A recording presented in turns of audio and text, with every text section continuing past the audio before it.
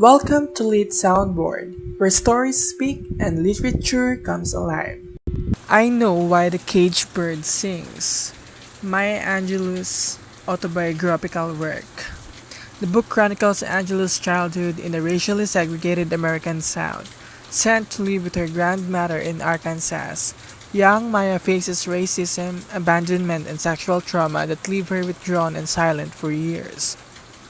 Her silence becomes both a shield and a prison.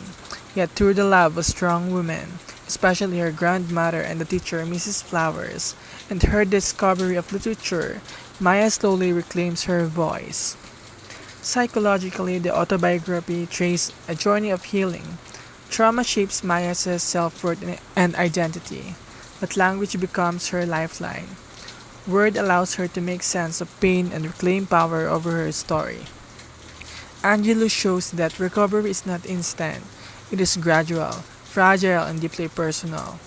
Her growth into confidence reflects resilience, guidance, and transformative power of self expression.